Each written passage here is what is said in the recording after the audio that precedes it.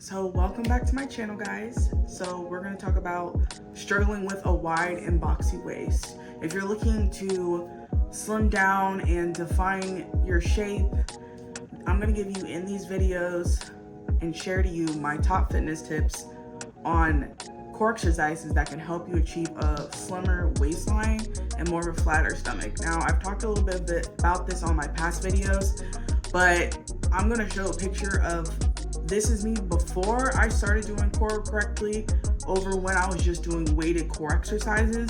And I know you think weighted core exercises is gonna burn more body fat, but it doesn't. Because when you do weighted core exercises, you're still building muscles, especially if you're not eating clean.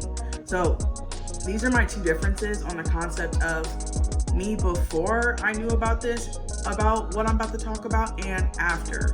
So before is when I was doing weighted core exercises. I wasn't really eating the best, so I was eating a lot of carbs, and yeah, I was still lean, but you can also tell I was very boxy. And naturally how my shape is, I'm a very boxy person, so naturally I was trying to slim my waist down. But weighted core exercise is not a way to go, especially if you're short torso like myself. So the other one is me doing these core exercises that help slim my waist down. And I'm actually, from the first photo to the second photo, I am 40 pounds heavier. So one photo I was 150 and the other photo I was 190. Now I know you're probably like, what? Your waist is so much smaller than it was in the other photo. I said yes, because I was doing core correctly with these core tips I'm gonna tell you. So that's why I look a lot slimmer, just because I stopped doing weighted core exercises. That's the first thing. So you're gonna start there. Stop doing those, okay? It's not gonna help you, especially if you have a very boxy body already, all right? So the next thing is, so what I focus on first is, a lot of the times people don't realize doing stability workouts work your core. So anything like bird dogs, RDLs, single RDLs, anything where it's more of a balanced movement, you're working your inner core. Now, a lot of people's inner cores are not super active just because we sit all day and everything else. So breathing from your diaphragm and learning how to breathe correctly is so important to target your inner core. That is what's going to make your stomach flat. You want to target inside core, not your outside. Your outside is great for looks, but if you're wanting more of a Pilates looking core, you need to make sure to focus in the inside. Okay, so inhale, exhale, and bring that belly all the way back. Now, a lot of people don't realize they breathe from their chest more than their stomach, and they're like, well, how do you breathe from your belly, blah, blah, blah, blah. So I'm gonna show you some ways how to breathe from your stomach, and it's gonna take some time to learn how to breathe from your stomach, but this is going to help you develop more of a flatter stomach in the long term. So that's what we're gonna go.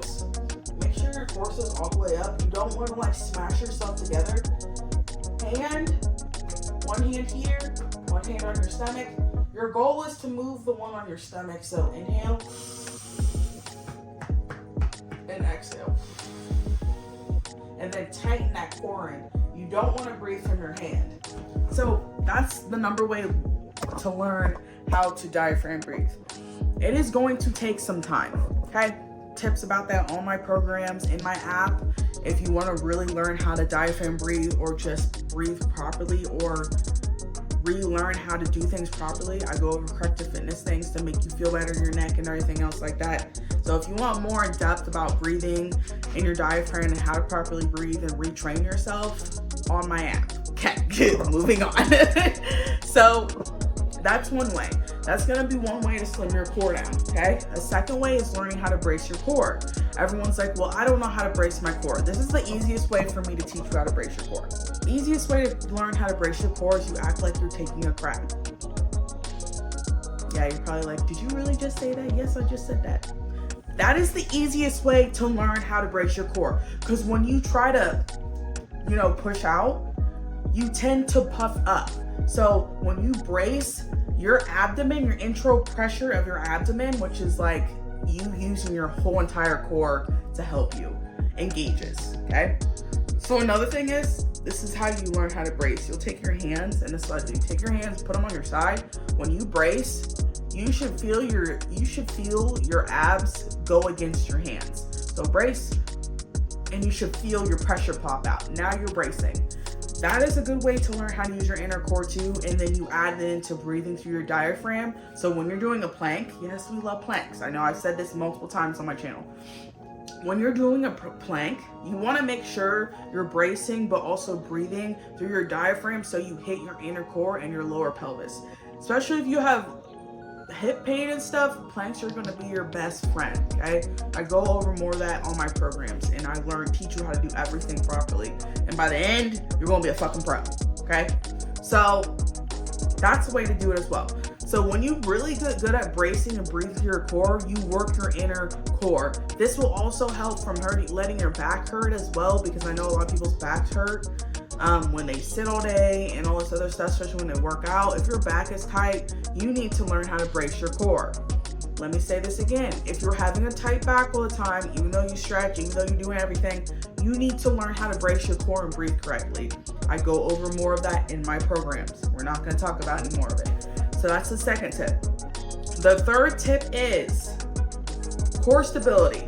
And a lot of people are like, what is core stability? So isometric stuff, let's say planks, where your body has to hold. That's why it's so hard. That's core. That is core stability. Hollow holds, that's another hard one. RDLs is more core stability. Bird dogs is hard. Pilates is really good because they throw in a lot of balancing stand, which things acts and stuff, which causes core stability. Core stability is going to help your hips out as well, because your core works with your hips, okay? So those are kind of like tips on how to shrink your stomach down and make you less boxy. If you incorporate doing more of those, or like leg lifts, side planks, stuff like that, and you stay away from weighted core exercises, I promise you your waist will get smaller. Please, I know you probably see a lot of girls, well, this person does weighted core exercises. I understand that, but you're not them. Your body's different, and genetics matter. So let's just say this. Let me tell you if you can do weighted core exercise or not. If you have a small gap between your rib cage and your narrow hips, and it is not wide enough, where you have a dip, like a curvy body, do not do core exercises, because it's going to make you boxy. Now, if you have a longer torso and you have more of a gap that's like maybe like more than 5 inches, then you might be able to do weighted core exercise without making yourself look boxy. But other than that, don't do them, or you're gonna get boxy, especially if you're not eating clean. Miriam, what is eating clean? I'm saying eating clean on the concept of you're eating protein, vegetables, and not a lot of carbs. It is what it is. So I hope these tips helped. That's it. Ta-ta. Subscribe, like my channel for more fashion tips, wellness tips, exercises, full body, everything. We want to make sure we're feeling good all over. Embrace your body and mind. Okay? So, yeah, bye.